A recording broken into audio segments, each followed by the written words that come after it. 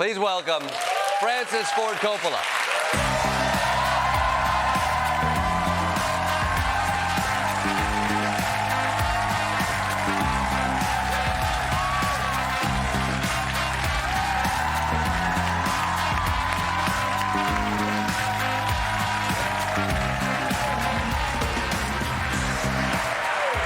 Welcome. Thank you so much. Thank you.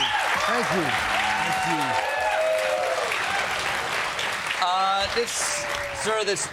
This truly is an honor. I will say, I remember in college going to see Apocalypse Now. I got to see it in the theater. It was being re-released, and I saw it in the theater. And it expanded my mind as to what I could and should expect from cinema. It was surreal, it was dark, it was literary. And then last week, I get to go and see Megalopolis. And it continued on that trajectory, expanding what one should expect or can expect and see in cinema. Because you didn't say the last thing you said. Apocalypse Now was all those things and got terrible reviews. I didn't want to say it, you know? And we've done it again. This is what it is. Court the bastards, right? Well, you know, I mean, they want movies to be something that they cannot risk, they cannot possibly lose on. And to me, you know, making art without risk is like making babies without sex. It's possible, but it's not the way to do it. Yeah. You're not wrong. This film deals with a lot. There's big themes in here. Time, Rome, ancient Rome, the fall of America. You've been working on this, or been thinking about this idea for 40 years? Well, not exactly, but I was working on something that I thought could be my style because, you know, I made a lot of films that I'm happy you enjoyed, but they were all in different styles, and I wondered if I had a style, or basically it was going to be different for every movie. So after I made a John Grisham movie called I think it was The Rainmaker, I took 10 years off. Turns out I took 14 years off, and I just wanted to learn more, you know, what I could do, and I kept notebooks. And eventually I decided that since America founded itself based on Rome, because they didn't want a king, Rome invented a new form of government called the Republic because they had a terrible king. And they absolutely did not want a king. And America didn't want the English king. And the people who founded America were all, you know, educated people, which meant they spoke Latin, they studied Latin, they studied the Roman, and they had read Caesar and the Gallic Wars and Cicero, so they decided to make a country with senators. And with Roman law, we all know what pro bono means and habeas corpus. That's because we took Roman law. And what happened to Rome when it lost its republic was a lot of money came into Rome, but instead of going to the people, it basically made the senators rich and powerful. And the same thing happened in America recently after World War II. So with exactly the same situation, the same result happened, and we got a new government which may very well not continue the republic. We don't know. We're about to find out. We're about to get the news. Yeah. I mean, if Megalopolis follows this once great city in decline, do you know who the Attorney General is in Megalopolis? Has that been decided? Well, I'm sure he's someone who is going to, if he's not Attorney General, he's going to be arrested by the Attorney General. Yes. So that's probably what's going to happen. Part of this, you also self-financed this film by selling off some of your winemaking. But the same as with Apocalypse Now. Right. Apocalypse Now, I ended up, you know who owns Apocalypse Now, by the way, now? No. I do. You know why? Why? Nobody wanted it. And if you can imagine, interest during the time of Apocalypse Now was 21%. That's not a joke. It's true. Is that right? Yeah. And so, but now it's not so much, so it's better. You sell off part of your winery, though, to pay for this project. I borrowed the money from the bank based on a winery that I had. Yeah. So now I have to pay it back in a year. Is that advice you would give to a young filmmaker as first start in the wine business to get your financing all settled? my advice to a young filmmaker would be make the film any way you can, and you know, whatever way, make it with your iPhone, make it with your parents' credit card, but try to make it be personal, because movies, you know, everyone in the world, all of our cousins, because we're all related in one big family, as you know. I mean, really. Is that right? Oh yeah. Well, I haven't seen any cut of the winemaking business from you, though. I feel like, are we a little bit more? I mean, you do. We're cousins. Okay, so yeah, you don't pay off cousins. You don't pay off your but you can't help me with my tuition.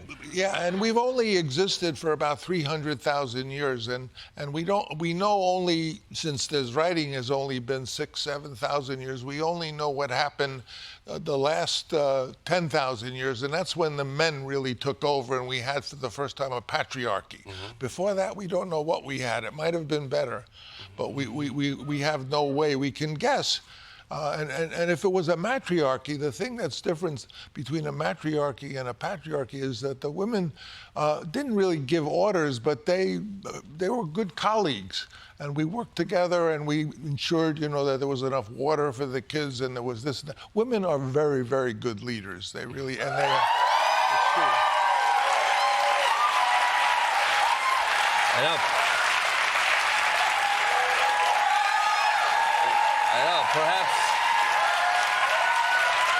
Perhaps the country can look into giving one a shot in the near future. Well, one day, I'm sure. I mean, we all, you know, I try to see the bright side of everything, because I'm like your previous host. I'm an optimistic. I truly am. I love people, and I want the world to be beautiful for our children, because they didn't do anything to deserve the mess that they might inherit. Isn't that the truth?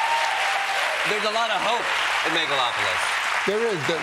The film is filled with hope, and the ending is very positive, and I stand by the ending. The ending, you know, really what it comes down to is that we are capable of solving any problem that is put in front of us. There's no, you know, we're intelligent, but you know, there's no creature on Earth anywhere even close to what we can do. And the octopuses are very smart, and they're very nice. Yeah.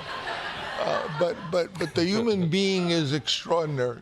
And the fact is that why do people constantly try to make you feel less than you are? And that's because you're a better customer if you don't feel too powerful. If, you know, we spend probably $8 trillion a year on advertising, which is basically selling a little bit of happiness to people in the form of what they can buy. But you can't sell happiness to happy people, because they're already happy. So what that means is there are efforts to make us be less happy than is necessary. So we'll be better customers. So in other words, and if you tell people, hey, you know, human beings are geniuses, we're all a family of geniuses, they'll say, well, yeah, but we are, but those people are not. So let's not let them in our country. Let's treat them terribly. And the truth of the matter is that that's not true. That we're being kept deliberately felt to be less than we are, so we can be better sold to. And that's what's happening. I mean, I do think, I'm hearing you, it does, I mean, the media landscape does treat us as consumers and consumers only. I think what is compelling about some of what you're trying to do in Megalopolis is to break open some of the mold and let well, to explain what's going on, because even what you said isn't true anymore. It used to be... What? Yes, it's not true. Did it just change? Yes, it just got worse. Yeah. Because what they're doing is, it used to be that you sold by what the product was. Now you're selling the identity. If you look at television today, and you look at the way it's styled and the way they're dressed and who they're married to, you're meant to say, hey, those are people like us. And so they're selling an identity, and then by you buying the identity that they've sold you, they want you to be loyal to the brand that identity is loyal to. And that's when they start selling who you are, then you know that it's gone too far. Yeah, I agree with that. Where my cynicism comes in My cynicism comes in is if this is all a war for attention, whether it's on social media, whether it's the internet, or just media in general, I feel like the quickest way to get those eyes is with short, loud bursts of anger and flash. And what it does is it warps the way in which we take in information, hold information, and communicate in general. I think, like, I feel myself being unable to hold long conversations, or depth of thought is harder and harder to reach because of these mediums that we're in. You work in a medium, cinema, that'll ask people to sit and think about something for 2 hours. Yeah, but they don't ask that anymore. Now they ask you to go to see something that you already know what you're going to see because Right. you've seen 6 versions of it already, and therefore they want you to be addicted to it the way they want you to be addicted to a particular food product or something. You know, in other words, they don't want there to be any chance that they won't make money. But how do you that's what they are doing, but what are you doing? How do you create in that atmosphere? Because I feel like your audience, no matter what, is going to walk into that theater or watch it at home. There's a line in my movie that he says, when you leap into the unknown, you prove you are free. So I leap into the unknown whenever I can, because I want to be free. But I don't even wear the same socks anymore. What do we got? I got 2 different colored socks. You got 2 different colored socks? I don't have to wear the same color sock if I don't want to. This man- And neither do you. Man breaks rules consistently. Megalopolis is in select theaters and available to stream now. Francis Ford Coppola.